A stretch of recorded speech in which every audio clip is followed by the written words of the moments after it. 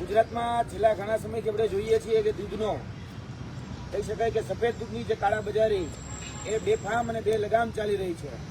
આના ઉપર અંકુશ લગાડવા માટે એ તંત્ર એ સંપૂર્ણ રીતે નિષ્ફળ નીવડ્યું છે અને છેલ્લા ઘણા સમયથી આ જે કાળાબજારી ચાલી રહી છે, જે નકલી દૂધનો વેપાર ચાલી રહ્યો છે, સિન્થેટિક દૂધનો જે વેપાર ચાલી રહ્યો છે, તેની તપાસ અમે કરી રહ્યા હતા. છેલ્લા 3 મહિનાથી અમે આ ઓપરેશનની પાછળ હતા.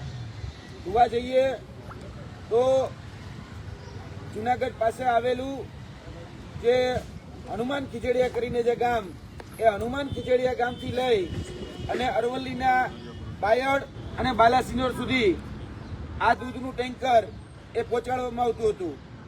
આજે જે એમની ચર્ચા કરી રહ્યા છીએ એ ફક્ત એક દૂધના ટેન્કરની ચર્ચા કરી રહ્યા છીએ. એટલે એવું ન માનતા કે છીંડે ચેડો એ ચોર. આ તો એક અમારી સામે આવ્યું છે, જેના આધાર પુરાવા સાથે અમે તમારી સમક્ષ મૂકી શકીએ છીએ. પરંતુ ગુજરાતમાં આવા સેંકડો એ દૂધના ટેન્કરો જે છે એ અત્યારે ક્યાંક ને ક્યાંક મોતનો કારોબાર અને માફિયાઓ અને તંત્રોની મિલીભગતથી ચાલી રહ્યો છે. દૂધને આપણે પુરાણોમાં ખૂબ પવિત્ર ગણવામાં આવ્યું છે. આપણે મહાદેવની શિવલિંગ ઉપર પણ ચડાવીએ છીએ.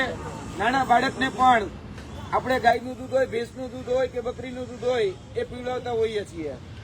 પરંતુ અત્યારે જે દૂધના નામે જે ઝેર પીવડાવવામાં આવી રહ્યું છે એ ઝેર ખૂબ ગંભીર છે. કારણ કે જ્યારે હનુમાન ખીજડીયાથી લઈ અને અમે આ દૂધની જ્યારે રેકી કરતા હતા ત્યારે હનુમાન ખીજડીયાથી લઈ આટકોટ, જસદણ, વિછિયા, ખેડા, કટલાલ, કપડવંજ થઈ અને આ દૂધ બાયડની જે માધવ શીત કેન્દ્ર અંતર્ગત જે આવતી અલગ અલગ જે સહકારી ડેરીઓ હતી એ 4 સહકારી ડેરીઓમાં આ દૂધ એ ખાલી કરવામાં આવતું હતું.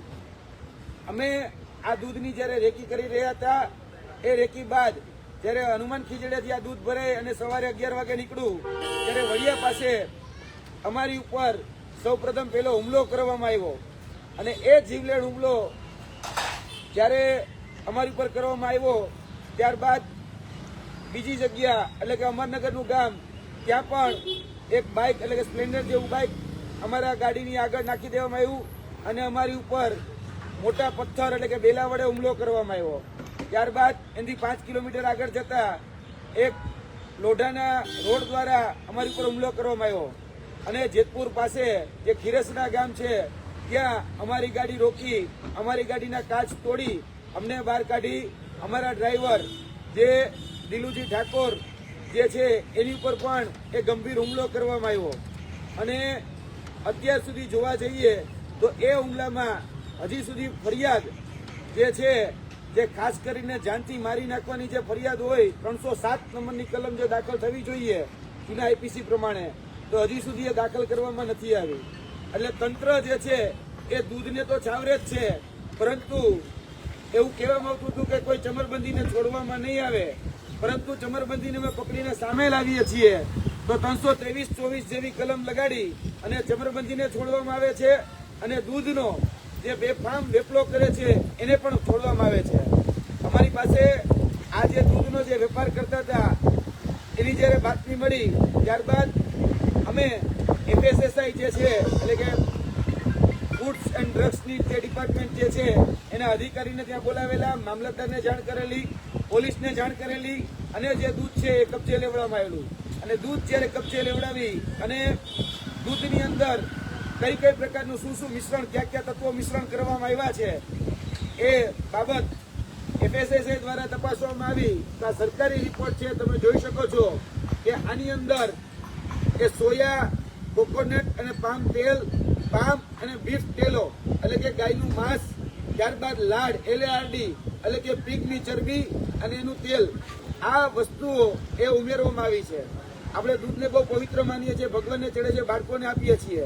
તમે વિચારો આ માંસાહાર જે તત્વો છે એ તત્વોમાંથી તેલનો ઉપયોગ એ દૂધને ઘટ બનાવવા માટે કરવામાં આવતો હતો.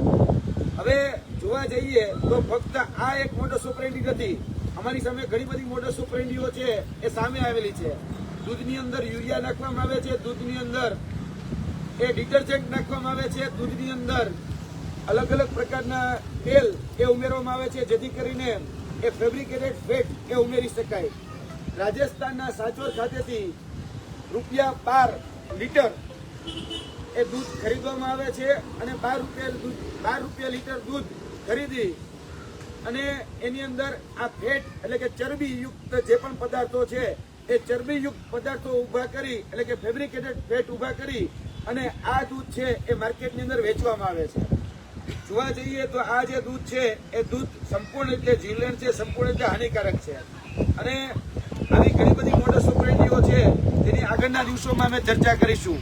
આજથી થોડા દિવસ પહેલા, લગભગ 10 થી 12 દિવસ પહેલા રાજસ્થાન એસઓજી દ્વારા રાજસ્થાનની અંદર 80,000 લીટર દૂધ એ ફેબ્રિકેટેડ દૂધ એટલે કે કેમિકલ યુક્ત દૂધ પકડવામાં આવ્યું. જેની અંદર જે આરોપીઓ પકડાયા છે, જેની અંદર જે ગાડીઓનો ઉપયોગ કરવામાં આવ્યો છે એ મોટાભાગની ગાડીઓ અને જે આરોપીઓ હતા એ જ આરોપીઓ અત્યારે આ વર્તમાન જે સિન્ડિકેટ ચાલી રહી છે, વર્તમાન જે દૂધની અંદર જે કેમિકલ વાળું દૂધ એ અત્યારે ગુજરાતની અંદર અરવલ્લીના બાયડમાં હોય, બાલાસિનોરમાં હોય કે ઉત્તર ગુજરાતના અન્ય વિસ્તારોની અંદર જે ચાલી રહ્યા છે એ જ વ્યક્તિઓ આની અંદર પણ સામેલ છે. હજી સુધી એ વડિયા પોલીસ સ્ટેશન દ્વારા આની FIR સુદ્ધા પણ નોંધવામાં આવેલી નથી.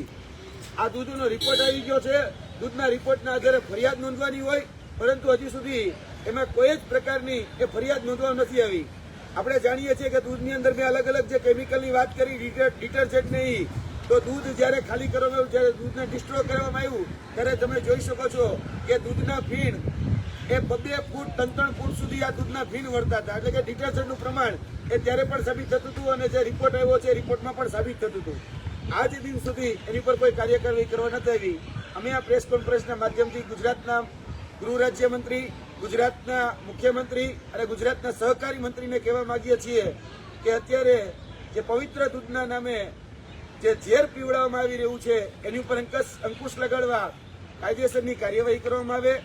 FSSAIના જે નોર્મ્સ અને જે કાયદો છે એની ઉપર કડકમાં કડક સજા કરવામાં આવે. ત્યારબાદ IPC CRPC અંતર્ગત જે ઇન્ડિયન મિનરલ કોડની અંદર જે કલમો છે એ કલમોનો ઉપયોગ કરી અને જો દાખલારૂપ કાર્યવાહી કરવામાં નહીં આવે તો આ જે દૂધનો વેપલો છે અને જે મિલીભગતથી આ બધું જે ચાલે છે એને બળ મળશે. એટલે આ ક્યાંક ને ક્યાંક તંત્ર અને જે માફિયાઓ છે, દૂધ માફિયાઓ, એની સિન્ડિકેટથી જ આ બધા જ રેકેટો અત્યારે ચાલી રહ્યા છે. અને આ જે વિસ્તાર છે હનુમાન ખીજડીયા, આમ જોવા જઈએ તો વિસાવદરની બોર્ડરનો વિસ્તાર છે. એટલે બાકીની વાત જે છે એ આદરણીય ગોપાલભાઈ ઇટાલિયા આપણી સમક્ષ મૂકશે.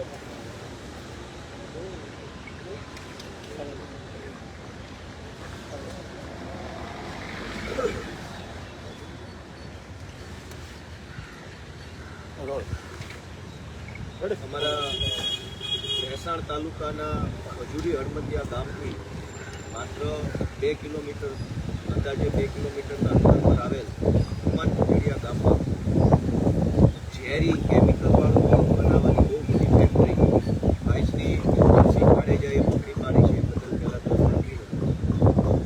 ચાહે ગુજરાતમાં પેપર ફૂટે કે ઝેરી કેમિકલવાળું ગાય અને ભૂંડની ચરબીવાળું દૂધ વેચાય, એ પકડવાનું કામ પણ યુવરાજસિંહ કરે છે. તો પહેલું તો મારું એવું માનવું છે કે જો ગુજરાતના જનતાની હિતનું બધું જ કામ યુવરાજસિંહ જાડેજા કરવાના હોય તો ગુજરાતના મંત્રીમંડળમાંથી એકાદા મંત્રીને રાજીનામું અપાવી યુવરાજસિંહને માનદ મંત્રી પદ તરીકે સ્થાન આપવું જોઈએ, જેથી કરી વધુ સારી રીતે એ કામ કરી શકે. આજે બહુ દુઃખ સાથે કહેવું પડે કે આ પૃથ્વી ઉપર જે સંતાન, જે બાળક જન્મે છે એ સૌથી પહેલું ટીપું જો પીવે દૂધનું તો માના દૂધનું ટીપું પીવે. દૂધથી જીવનની શરૂઆત થાય. દુનિયાના તમામ માણસે જન્મતા વેત જ પહેલાં દૂધ પીવે.